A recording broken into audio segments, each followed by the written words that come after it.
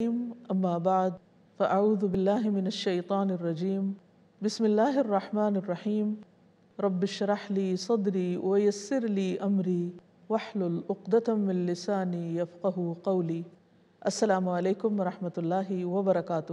عام طور پر سننے میں آیا ہے، لوگ عموماً کہتے ہیں کہ عزت سب کو پیاری ہوتی، اور بہت سے لوگ عزت کی تلاش میں رہتے ہیں، لیکن عزت ایسی چیز نہیں جو کسی کو مانگنے سے ملے یا کسی سے انسان چھین سکے، بلکہ عزت کے لیے انسان کو وہ کام کرنے پڑتے ہیں کہ جو اسے اللہ کی نظر میں معزز بنا دیں، اور وہ اس شخص کی عزت لوگوں کے دلوں میں ڈال دے۔ اگر کوئی شخص اللہ کی نافرمانی کے کام کرتا ہے اور اللہ کو ناراض کرتا ہے، اور وقتی طور پر اگر لوگوں کے دلوں میں اس کے لیے کچھ مقام ہے بھی، تو وہ کچھ فائدے کا نہیں، کیونکہ بالآخر وہ ذلیل و رسوا ہو کر رہے گا۔ سورۃ الحج میں اللہ تعالیٰ فرماتے ہیں، أَلَمْ تَرَ أَنَّ اللَّهَ يَسْجُدُ لَهُ مَنْ فِي السَّمَاوَاتِ وَمَنْ فِي الْأَرْضِ وَالشَّمْسُ وَالْقَمَرُ وَالنُّجُومُ وَالْجِبَالُ وَالشَّجَرُ وَالدَّوَابُ وَكَثِيرٌ مِّنَ النَّاسِ وَكَثِيرٌ حَقَّ عَلَيْهِ الْعَذَابُ وَمَن يُهِنِ اللَّهُ فَمَا لَهُ مِن مُّكْرِمٍ إِنَّ اللَّهَ يَفْعَلُ مَا يَشَاءُ۔ کیا تم دیکھتے نہیں کہ جو کچھ آسمانوں میں ہے اور جو کچھ زمین میں ہے، اور سورج، چاند، ستارے، پہاڑ، درخت، چوپائے اور لوگوں کی ایک کثیر تعداد اللہ کے لیے سجدہ کرتی ہے، اور بہت سے لوگ ایسے بھی ہیں جو عذاب کے مستحق ہو چکے ہیں، اور جسے اللہ ذلیل و خوار کر دے اسے کوئی عزت دینے والا نہیں، اور اللہ وہی کرتا ہے جو وہ چاہتا ہے۔ تو اس آیت سے یہ پتہ چلتا ہے کہ کائنات کی بہت ساری چیزیں اللہ کے آگے جھکی ہوئی ہیں، اور بہت سے انسان بھی۔ گویا اللہ کے ہاں عزت اسی کی ہے جو اللہ کے آگے جھکتا ہے، جو اللہ تعالیٰ کی فرمانبرداری کے کام کرتا ہے، جو اللہ تعالیٰ کی نافرمانی سے بچتا ہے، کیونکہ جو اللہ کو عزت نہیں دیتا، اس کے احکامات کا ریگارڈ نہیں کرتا اور اس کی نافرمانی سے ڈرتا نہیں، بھلا اس کے لیے پھر عزت کہاں سے ہو سکتی ہے؟ یہاں پر جو مکرم کا لفظ ہے وہ قابل غور ہے۔ مکرم کا لفظ کرم سے ہے، اور کرم کا معنی بہت گہرا ہے۔ عربی زبان میں کرم خیر و بھلائی کی کثرت کو کہتے ہیں، اور آسانی کو، اور ہر اچھی اور قابل تعریف چیز کے لیے یہ لفظ استعمال ہوتا ہے۔ بات یہ ہے کہ اصل عزت اللہ تعالیٰ کے ہاتھ میں ہے۔ ابن تیمیہ کہتے ہیں کہ اصل عزت اس میں ہے کہ انسان اللہ کی اطاعت پر استقامت لازم کر لے، یعنی جم جائے، اس کا فرما بردار بنا رہے۔ اللہ نے اس سے بڑی کرامت اپنے کسی بندے کو نہیں دی کہ اسے اپنی پسند اور رضا والے اعمال کی توفیق دی ہے۔ یعنی سب سے بڑی عزت یہ ہے، اللہ تعالیٰ کی طرف سے کرم اور بھلائی اور خیر کثیر اس کے لیے ہے کہ جس کو نیکی کی توفیق ملے۔ گویا اگر نیکی کی توفیق مل گئی، اللہ تعالیٰ کی طرف سے تائید ہو گئی، اور انسان خیر اور بھلائی کے راستوں پر چلنے لگا، تو یہ سب سے بڑی عزت کی بات ہے۔ اور اللہ اور اس کے رسولوں کی اطاعت، اور اس کے اولیاء سے دوستی اور محبت، اور اس کے دشمنوں سے دشمنی، یہی لوگ اللہ کے ولی ہیں۔ ان کے متعلق اللہ تعالیٰ نے فرمایا ہے کہ الا ان اولیاء اللہ لا خوف علیہم ولا هم یحزنون، خبردار رہو کہ اللہ کے دوستوں کے لیے نہ کوئی خوف ہے اور نہ وہ غمگین ہوں گے، یعنی انہیں حقیقی معنوں میں عزت سے نوازا جائے گا۔ اگر انسان اس اصول کو یاد رکھے کہ عزت کا مالک اللہ ہے، تو پھر وہ بندوں سے بے نیاز ہو جائے گا۔ وہ بندوں سے عزت حاصل کرنے کے لیے اور بندوں کی نگاہ میں قدردانی کے لیے اللہ کی نافرمانی کے کام نہیں کرے گا، کیونکہ اس کو یقین ہے کہ اگر بندوں کی خوشی کے لیے اللہ کو ناراض کر دیا تو اللہ تعالیٰ ان بندوں کو اس سے ناراض کر دے گا، اور ایسا انسان بہت دفعہ اپنی زندگی میں ایکسپیرینس کرتا ہے۔ لیکن اگر اللہ کی رضا کے لیے بندہ کسی بندے کو وقتی طور پر ناراض بھی کر دے، تو اللہ تعالیٰ واپس اس بندے کے دل میں اس کی عزت ڈال دیتا ہے۔ تو یاد رکھیے کہ عزت کا مالک صرف اللہ ہے۔ قرآن مجید میں آتا ہے سورۃ فاطر آیت 10 میں، من کان یرید العزت فإن العزت للہ جمیعا، جو کوئی عزت چاہتا ہے وہ یاد رکھے کہ عزت تو ساری کی ساری اللہ کے لیے ہے، یعنی اس کا مالک بھی وہی ہے، اور پھر جسے وہ جتنی چاہے دے۔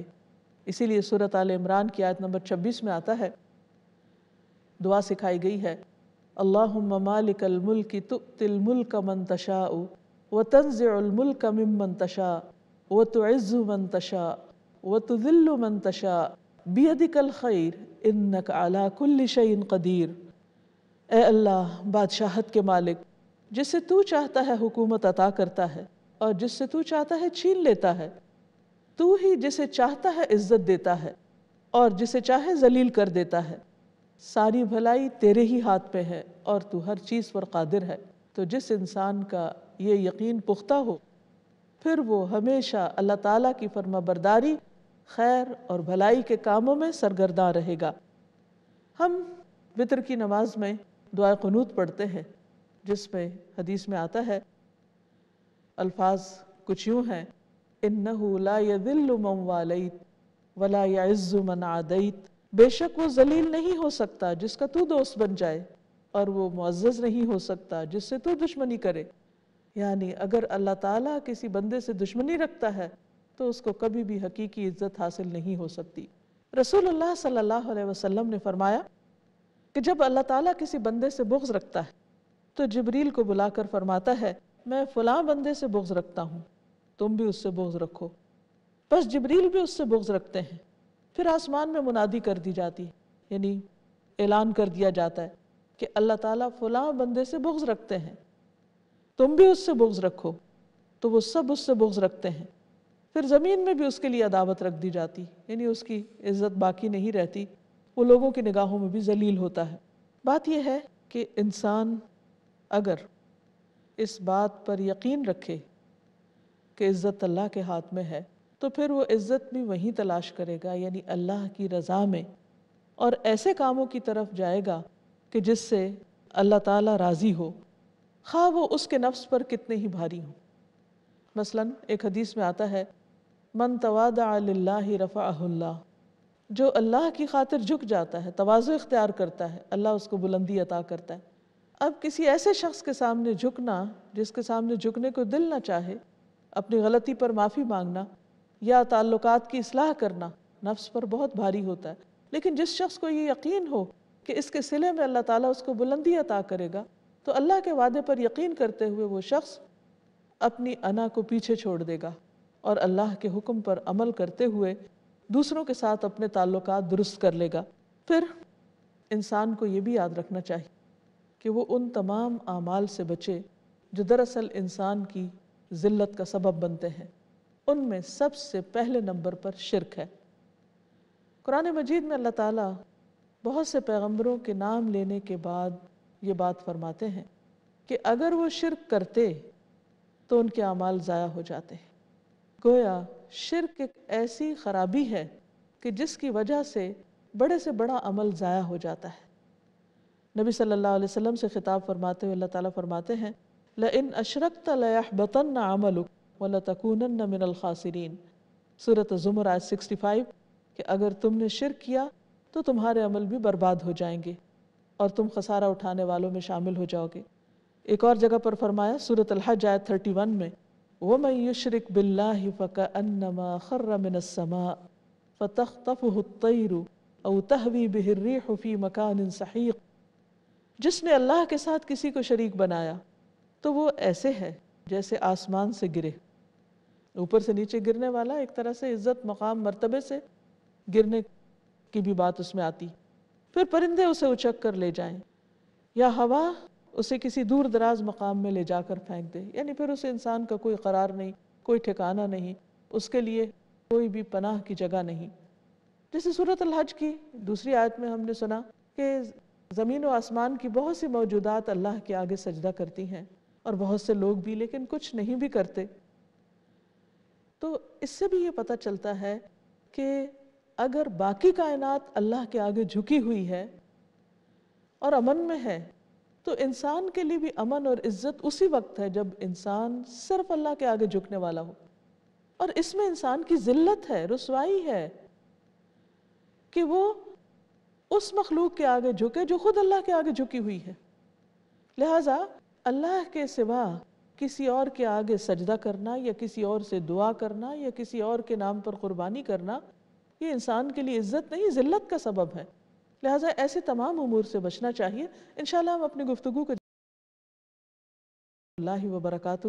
وقفے سے پہلے ہم بات کر رہے تھے کہ کس طرح شرک انسان کے لیے رسوائی کا باعث ہے اور اللہ تعالیٰ کی ناراضگی کا باعث ہے. اسی طرح کچھ اور اعمال بھی ایسے ہیں کہ جو انسان کو اللہ سبحانہ وتعالیٰ کی نگاہ میں گرا دیتے ہیں. شرک کے بارے میں تو واضح طور پر فرمایا کہ جس نے اللہ کے ساتھ کسی اور کو شریک کیا وہ ایسے ہے جیسے آسمان سے گر پڑے. تو آسمان سے گرنا، اپنے مقام سے گرنا ذلت اور رسوائی کا سبب ہے، کیونکہ اللہ تعالیٰ نے انسان کے لیے باقی سب چیزیں بنائیں. ہر چیز انسان کے لیے مسخر کی گئی، وہ انسان کی خدمت میں لگی ہوئی ہے. اور یہ کتنی عجیب بات ہے کہ انسان خود ان کو سجدہ کرنے لگے. یعنی جو انسان کے خادم ہیں، انسان کے لیے بنائے گئے ہیں اور وہ انسان کے لیے کام کر رہے ہیں، انسان ان کے نیچے گر کے ان کو سجدہ کر رہا ہے، ان کے آگے جھکا ہوا ہے. یہ بات تو عقل میں بھی نہیں آتی. بہرحال قرآن مجید میں اللہ سبحانہ وتعالیٰ نے واضح طور پر یہ بات بتا دی کہ جو ایسا کرے گا اس کا ٹھکانہ جہنم ہے. سورۃ المائدہ آیت 72 میں فرمایا اِنَّهُ مَن يُشْرِكْ بِاللَّهِ فَقَدْ حَرَّمَ اللَّهُ عَلَيْهِ الْجَنَّةَ وَمَأْوَاهُ النَّارُ وَمَا لِلظَّالِمِينَ مِنْ أَنصَارٍ. کہ جو شخص اللہ کے ساتھ شرک کرتا ہے اللہ نے اس پر جنت حرام کر دی ہے، اس کا ٹھکانہ دوزخ ہے اور ظالموں کا کوئی بھی مددگار نہ ہوگا. حقیقت یہ ہے کہ آگ میں جانا ہی رسوائی کا باعث ہے. اسی لیے سورۃ آل عمران کے آخر میں جو دعائیں آتی ہیں ان میں سے ایک مقام پر فرمایا کہ اِنَّكَ مَن تُدْخِلِ النَّارَ فَقَدْ أَخْزَيْتَهُ، کہ یا رب تو ہمیں آگ سے بچا کیونکہ جس کو تو نے آگ میں ڈال دیا اس کو تو نے رسوا کر دیا. تو انسان کی اصل عزت کس میں ہے کہ وہ قیامت کے دن برے انجام سے بچ جائے، اس آگ سے بچ جائے. ایک حدیث میں آتا ہے، حضرت انس رضی اللہ عنہ بیان کرتے ہیں کہ اللہ تعالیٰ قیامت کے دن اس شخص سے پوچھے گا جسے دوزخ کا سب سے ہلکا عذاب دیا جائے گا کہ اگر دنیا میں تمہاری کوئی چیز ہوتی تو کیا تم اس عذاب سے نجات پانے کے لیے اسے بدلے میں دیتے؟ تو وہ کہے گا جی ہاں. اس پر اللہ تعالیٰ فرمائے گا جب تو آدم کی پیٹھ میں تھا تو میں نے تجھ سے اس سے بھی معمولی چیز کا مطالبہ کیا تھا کہ میرے ساتھ کسی کو شریک نہ ٹھہرانا، لیکن تو نے شرک کیا، یعنی جب دنیا میں آیا تو اس وعدے کو بھول گیا. اسی طرح عام زندگی میں فسق، نافرمانی، گناہ کے کام بھی انسان کی رسوائی کا باعث بنتے ہیں. سورۃ الحشر آیت 5 میں آتا ہے وَلِيُخْزِيَ الْفَاسِقِينَ، اور تاکہ اللہ فاسقوں کو رسوا کر دے. ایک اور جگہ پر ہمیں پتہ چلتا ہے کہ جو لوگ اللہ کی کتاب پر عمل نہیں کرتے یا اس کے بعض حصوں کو لیتے ہیں اور بعض کو چھوڑ دیتے ہیں، ان کے لیے دنیا میں بھی رسوائی ہے اور آخرت میں عذاب. قرآن مجید سورۃ البقرہ میں اللہ تعالیٰ فرماتے ہیں آیت نمبر 85 أَفَتُؤْمِنُونَ بِبَعْضِ الْكِتَابِ وَتَكْفُرُونَ بِبَعْضٍ فَمَا جَزَاءُ مَنْ يَفْعَلُ ذَلِكَ مِنْكُمْ إِلَّا خِزْيٌ فِي الْحَيَاةِ الدُّنْيَا وَيَوْمَ الْقِيَامَةِ يُرَدُّونَ إِلَىٰ أَشَدِّ الْعَذَابِ وَمَا اللَّهُ بِغَافِلٍ عَمَّا تَعْمَلُونَ. کیا تم کتاب کے بعض احکام مانتے ہو اور بعض کا انکار کر دیتے ہو، یعنی پک اینڈ چوز کرتے ہو؟ کچھ مانتے بھی ہیں، یہ نہیں کہ سارے کا انکار کر رہے ہیں.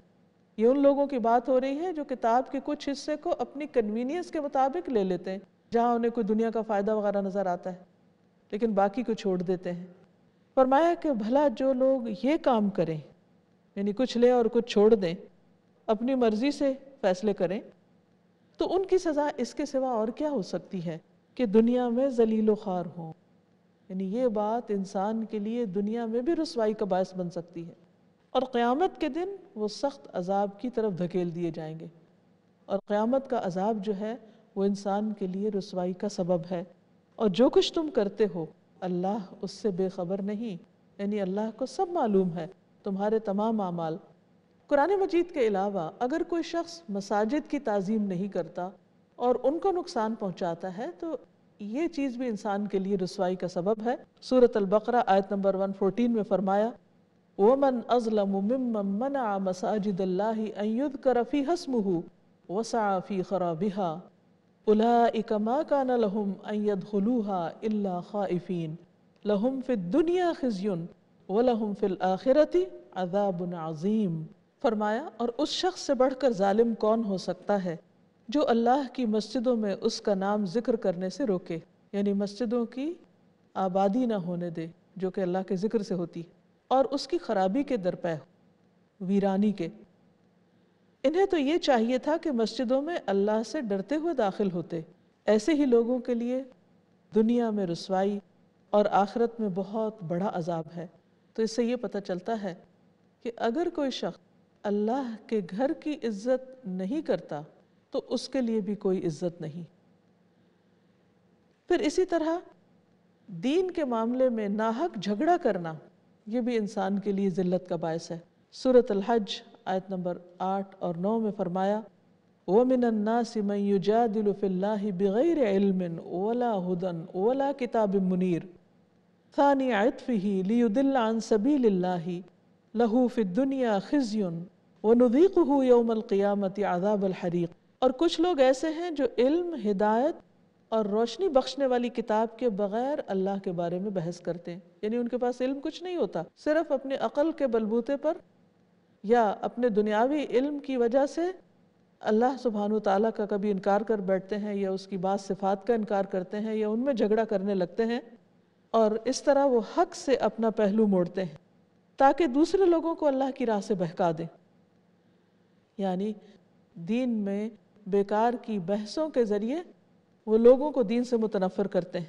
ایسے شخص کے لیے دنیا میں رسوائی ہے، اور قیامت کے دن ہم اس کو جلا دینے والے عذاب کا مزہ چکھائیں گے، اور آگ کا عذاب تو ویسے ہی رسوائی کا باعث ہے۔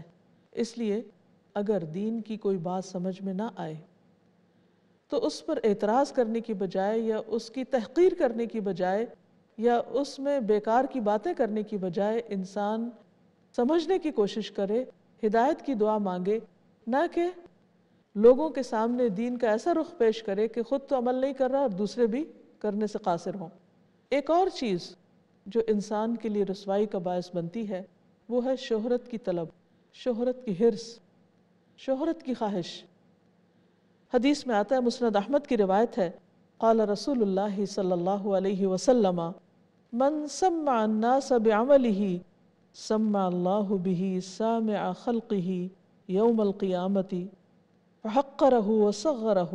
رسول اللہ صلی اللہ علیہ وسلم نے فرمایا جو شخص اپنے عمل کے ذریعے لوگوں میں شہرت حاصل کرنا چاہتا ہے، یعنی نیکی اس لیے کرتا ہے کہ لوگوں میں نیک مشہور ہو، تو اللہ اس کی شہرت قیامت کے دن ساری مخلوق کو سنوائے گا، پھر اسے ذلیل اور حقیر کر دے گا۔ یعنی اس کے دل میں چھپی ہوئی یہ بات، یعنی بظاہر تو لوگوں کو وہ نیک بن کے دکھا رہا تھا اور بڑے بڑے کارنامے کر رہا تھا، لیکن دل کے اندر اس کی کیا بات چھپی ہوئی تھی کہ وہ لوگوں کو مروب کرے، امپریس کرے اور لوگوں میں اپنی شہرت بنائے۔ تو اللہ تعالیٰ اس کی اس نیت کو، اس کی اس سوچ کو لوگوں کے سامنے عیاں کر دے گا اور اس کے اس دھوکے کو لوگوں کے سامنے واضح کر دے گا، اور اس طرح یہ بات اس کے لیے ذلت اور رسوائی کا سبب بن جائے گی۔ ایک اور چیز جو انسان کے لیے رسوائی کا اور ذلت کا سبب ہے وہ ہے تکبر، اپنے آپ کو بڑا سمجھنا، جیسے شیطان نے کیا کہ جب اللہ تعالیٰ نے اس کو حکم دیا کہ آدم کو سجدہ کرو تو اس نے انکار کر دیا اور اپنے آپ کو بڑی چیز سمجھنے لگا۔ تو اللہ سبحانہ وتعالیٰ نے اس کو ذلیل کیا اور اسے ساغرین میں سے قرار دیا، یعنی نیچے ہو جانے والوں میں سے۔ یعنی اس نے اپنی بڑائی ثابت کرنے کی کوشش کی جبکہ اس کے نتیجے میں اس کو ذلت کا منہ دیکھنا پڑا۔ حدیث میں بھی آتا ہے، حدیث قدسی ہے، قال اللہ عز وجل الکبریاء ردائی والعزت ازاری فمن نازعنی واحدا منہما القیہ فی النار۔ مسند احمد۔ اللہ تعالیٰ فرماتے ہیں کبریائی میری اوپر کی چادر ہے اور عزت میری نیچے کی چادر ہے، جو دونوں میں سے کسی ایک کو مجھ سے چھینے گا میں اسے جہنم میں ڈال دوں گا۔ کیونکہ تکبر دراصل انسان کو وہاں تک لے جاتا ہے جہاں وہ اللہ تعالیٰ کی بات کو بھی ماننے سے انکار کر دیتا ہے۔ اسی لیے تکبر کی تعریف کیا کی گئی ہے؟ بطر الحق و غمت الناس، حق کا انکار، حق کے سامنے اکڑنا اور لوگوں کو حقیر سمجھنا۔ یعنی جب کوئی شخص اللہ تعالیٰ کی بات نہیں مانتا، حق آ جانے کے بعد اس کو قبول نہیں کرتا، تو اس کا کیا مطلب ہے؟ کہ وہ اپنی عقل کو نعوذ باللہ اللہ تعالیٰ سے بھی اوپر سمجھتا ہے کہ اللہ تعالیٰ نے جو بات فرمائی ہے وہ تو اس کی تو سینس سمجھ نہیں آ رہی، اور ساری سینس اور عقل تو شاید اس کے اپنے ہی اندر ہے۔ یہ رویہ انتہائی غلط رویہ ہے اور یہ اللہ تعالیٰ کو پسند نہیں۔ اسی طرح اللہ تعالیٰ نے ہر بندے کے اندر کوئی خیر اور خوبی رکھی ہے، اسی طرح کچھ لوگوں کو اپنے سوا کسی اور میں کوئی خیر نظر نہیں آتی۔ ان کے لیے بہت آسان ہوتا ہے کہ وہ ہر ایک کی کوئی نہ کوئی خامی نکال لیں، ہر ایک کا کوئی نہ کوئی عیب ڈھونڈ لیں، اور اس سے ان کا مطلب کیا ہوتا ہے کہ دوسروں کو گرا کر خود کو اونچا کر سکیں، حالانکہ وہ اس میں کامیاب نہیں ہو سکتے، کیونکہ عزت اللہ کے ہاتھ میں ہے۔ لوگوں کے ذلیل کرنے سے کوئی ذلیل نہیں ہو سکتا۔ اگر اللہ کے ہاں کسی کی عزت لکھی ہوئی ہے تو اللہ تعالیٰ اسے رسوا نہ کرے گا، لیکن تکبر انسان کو دنیا میں بھی ذلیل کرتا ہے اور آخرت میں بھی اس کے لیے ذلت اور رسوائی ہوگی۔ تکبر کرنے والوں میں سے فرعون کا انجام ہمارے سامنے ہے۔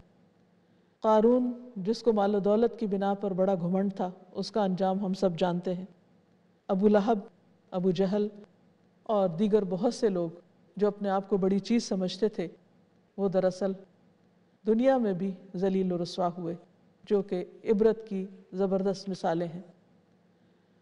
ابن قیم کہتے ہیں کہ اللہ تعالیٰ نافرمان بندے کی ہیبت مخلوق کے دلوں سے اٹھا لیتا ہے، یعنی بڑے بڑے گناہوں کے علاوہ جو باقی نافرمانیاں بھی ہیں، یہ گناہوں کی زندگی بسر کرنا ہے، وہ بھی انسان کے لیے ذلت کا سبب بنتی ہیں اور اسے ان کے سامنے ذلیل کر دیتا ہے اور وہ اسے حقیر خیال کرنے لگتے ہیں، بالکل ایسے ہی جیسے اس نے اللہ کے حکم کو حقیر اور ہلکا جانا۔